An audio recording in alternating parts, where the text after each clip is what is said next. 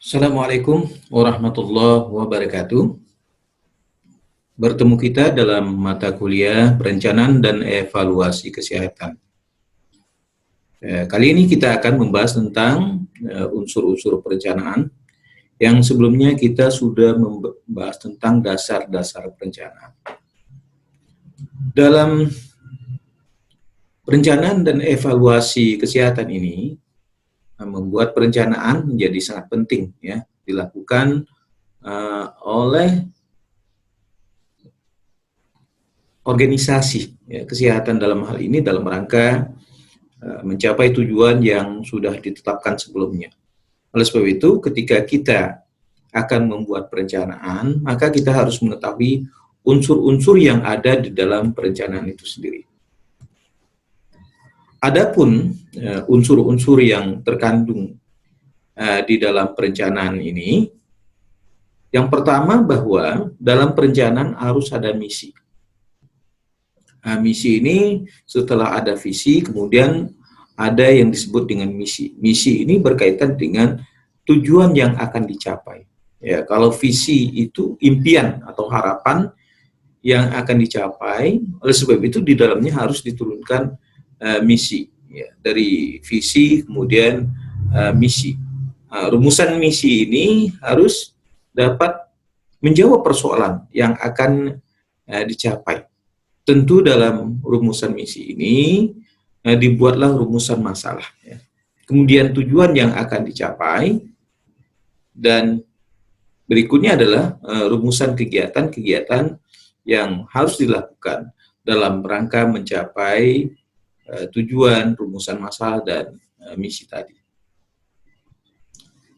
Adapun yang terkandung di dalam misi ini, yang pertama adalah uraian lengkap dan jelas tentang latar belakang penyusunan misi atau apa yang akan dicapai. Kemudian cita-cita yang diharapkan atau cita-cita yang akan dicapai pada masa yang akan datang dari sebuah organisasi kesehatan. Sehingga dengan cita-cita itu mereka akan mendapatkan sesuai dengan yang diharapkan oleh organisasi itu sendiri. Oleh sebab itu perlu memahami perilaku organisasi dalam rangka untuk mencapai cita-cita tadi. Kemudian harus ada tujuan pokok yang akan dicapai, yang sudah ditetapkan, yang menjadi prioritas utama dari tujuan yang akan dicapai oleh organisasi. Kemudian serta ruang lingkup kegiatan organisasi yang membatasi ya, organisasi itu dengan organisasi lain. Tentu sangat tergantung kepada organ ya yang ada di dalam organisasi. Kalau kita organisasi kesehatan, maka sesuai dengan ruang lingkup dari organisasi kesehatan itu sendiri. Uraian misi sebagai pedoman bagi pelaksanaan rencana yang telah disusun. Jadi rencana-rencana yang begitu banyak yang dibuat harus berdasarkan pada misi sebagai pedoman, sebagai acuan dalam pelaksanaan rencana yang akan disusun. Cara menyusun misi, ya. Yang pertama yang harus diketahui adalah latar belakang. Ya. Kemudian ini dalam rangka untuk meningkatkan kualitas tadi. Bahwa harapan itu harus dalam rangka untuk meningkatkan kualitas dari organisasi, dari rencana yang akan dicapai organisasi. Karena setiap saat ketika misi itu disusun kemudian dalam rangka meningkatkan perbaikan-perbaikan organisasi dalam mencapai tujuannya. Kemudian cita-cita, yaitu cita-cita berkaitan dengan pelayanan kesehatan, peningkatan kualitas pelayanan kesehatan, atau mutu pelayanan kesehatan, atau perbaikan-perbaikan di dalam pelayanan kesehatan. Sehingga pelayanan kesehatan ini memberikan andil yang besar bagi peningkatan kualitas. Kemudian tujuan pokok yaitu dalam rangka meningkatkan derajat kesehatan. Ini yang paling penting, ya, bahwa setiap organisasi kesehatan intinya, goalnya, tujuannya adalah dalam rangka meningkatkan derajat kesehatan masyarakat. Ya, Kemudian ruang lingkup kegiatan organisasi sudah kita sampaikan tadi bahwa dalam tujuan organisasi kesehatan tentu saja harus berorientasi pada tujuan organisasi itu sendiri, yaitu kesehatan. Kemudian yang kedua adalah rumusan masalah, ya.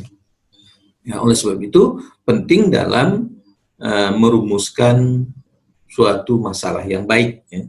Sehingga rumusan masalah inilah yang harus nanti dapat dijabarkan dalam berbagai rencana dan kegiatan yang akan dicapai, ya.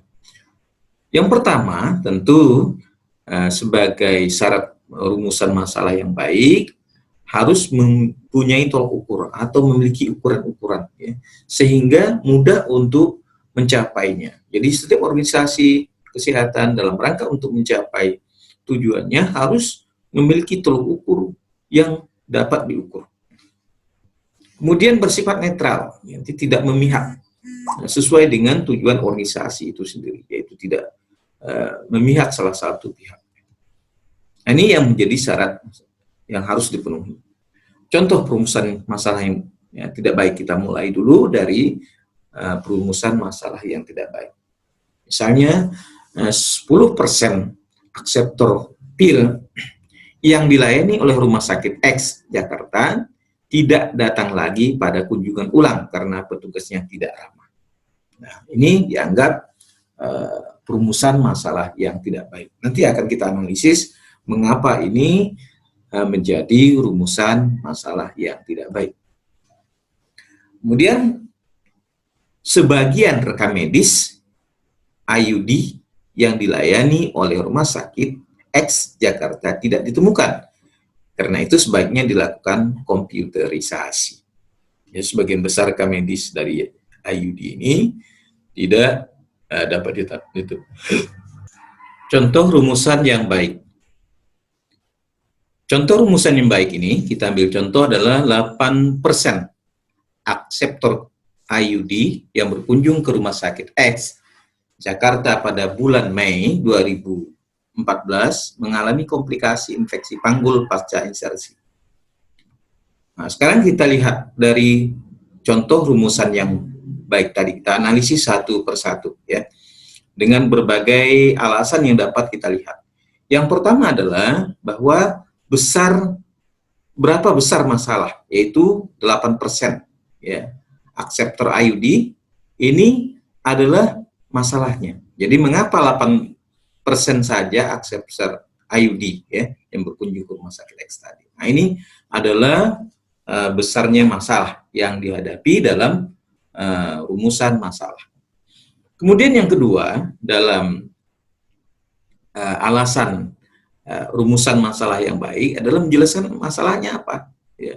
Masalahnya adalah berkunjung ke Rumah Sakit X. Ya, jadi 8% akseptor IUD berkunjung ke rumah sakit. Ya. Jadi ini yang menjadi masalah. Masalahnya mereka hanya sedikit sekali yang berkunjung ke Rumah Sakit X tadi. Ya. Nah, kemudian yang ketiga adalah menjelaskan cara mengatasi masalah, yaitu dengan cara berkunjung ke rumah sakit. Jadi seharusnya mereka harus mengunjungi rumah sakit sebagai pemecahan masalah atau mengatasi solusi itu. Kemudian di mana masalah itu terjadi? Yaitu di Jakarta, ya. Nah, jadi masalah itu di Rumah Sakit X Jakarta. Ini sebagai lokasi atau tempat di mana masalah itu terjadi. Kemudian yang kelima, kapan masalah itu terjadi? Yaitu pada bulan Mei tahun 2014. Nah, kemudian yang berikutnya adalah penyebabnya timbulnya masalah, yaitu disebabkan mengalami komplikasi infeksi pada panggul. Ya. Nah, kemudian yang berikutnya, uraian yang dapat diinterpretasikan tanpa menyalahkan orang lain. Jadi kita tidak boleh menyalahkan salah satu pihak dalam membuat rumusan masalah. Dan inilah yang menjadi acuan dalam menentukan rumusan masalah yang baik. Sekarang kita lihat pada rumusan tujuan umum dan tujuan khusus. Tujuan umum dibedakan dalam mencapai tujuan dibagi menjadi 3 macam. Yang pertama, jelas keterkaitan dengan misi organisasi. Jadi ketika rumusan tujuan umum dan khusus ini dibuat, maka dalam tujuan umum harus ada dalam mencapai tujuan 3 macam tadi. Yang pertama jelas keterkaitan misi. Jadi ketika orang itu atau stakeholder di dalam organisasi itu menyusun sebuah rumusan tujuan, maka harus ada kaitan dengan organisasi. Jangan sampai tidak ada kaitannya dengan organisasi. Kemudian jelas keterkaitan dengan masalah yang ingin dicapai, yaitu persoalan yang dihadapi. Ya, jadi kalau dia organisasi tadi keterkaitan dengan misi organisasi, yaitu organisasi kesehatan, tentu tujuannya adalah dalam rangka untuk meningkatkan derajat kesehatan masyarakat. Nah, misalnya di puskesmas, ya. Jadi di puskesmas itu dalam rangka sebagai organisasi kesehatan, tentu upaya yang dicapai adalah berkaitan dengan masalah-masalah kesehatan tadi. Jadi tidak boleh berkaitan dengan persoalan atau masalah yang lain. Kemudian menggambarkan keadaan yang ingin dicapai. Apa yang ingin dicapai dari organisasi kesehatan tadi. Contoh rumusan tujuan yang kurang baik. Kita mulai dari rumusan tujuan yang kurang baik. Ya. Yang pertama, rumusan tujuan yang kurang baik ini, misalnya kalau kita lihat bahwa meningkatkan keadaan ekonomi penduduk di wilayah kerja puskesmas. Nah, ini dianggap rumusan yang kurang baik. Rumusan tujuan yang baik yaitu meningkatkan keadaan kesehatan di wilayah kerja puskesmas. Ya, karena kalau kita bicara tentang keadaan ekonomi penduduk, itu bukan wilayah atau tujuan dari puskesmas. Tetapi itu tujuan dari instansi lain, ya, yang berkaitan dengan kegiatan-kegiatan ekonomi. Ya, tentu rumusan masalah yang baik harus sesuai antara organisasi itu sendiri dengan tujuan yang ingin dicapai. Ya, jadi kalau organisasi kesehatan, misalnya puskesmas tadi, yaitu dalam rangka meningkatkan keadaan kesehatan di wilayah kerja. Jadi dia tidak membicarakan tentang persoalan-persoalan ekonomi, tapi yang dibicarakan adalah persoalan-persoalan kesehatan. Kalau meningkatkan keadaan ekonomi, ya mungkin saja pihak pemerintah kecamatan, ya, kalau di wilayah kerja kecamatan. Kalau misalnya wilayahnya adalah kabupaten, ya maka bisa saja kota atau kabupaten kota, bisa saja dilakukan oleh dinas perdagangan atau perindustrian, ya, dan UKM maupun koperasi. Nah, ini bisa dilakukan, ya. Tujuan khusus yaitu menetapkan besarnya target, menetapkan target yang berapa persen yang akan dicapai, ya. Jadi target ini tentu memudahkan untuk mencapainya. Apa yang harus dicapai berkaitan dengan target tersebut, ya. Apakah harus meningkat dari sebelumnya, ya. Sehingga untuk menjalankan sebuah kegiatan tentunya dengan target yang sudah ditetapkan akan memudahkan untuk mencapai tujuan, apakah melebihi target yang ditetapkan atau malah sebaliknya rendah dari target yang diharapkan. Kemudian yang kedua adalah menetapkan jangka waktu pelaksanaan, bisa saja dalam waktu 6 atau 1 tahun, 3 bulan sekali, 4 bulan trimester, gitu. Kemudian bisa saja dalam waktu 1 semester, bisa juga dalam jangka waktu 1 tahun. Kemudian rumusan kegiatan, ya, yaitu berkaitan dengan kegiatan pokok yang ingin dicapai.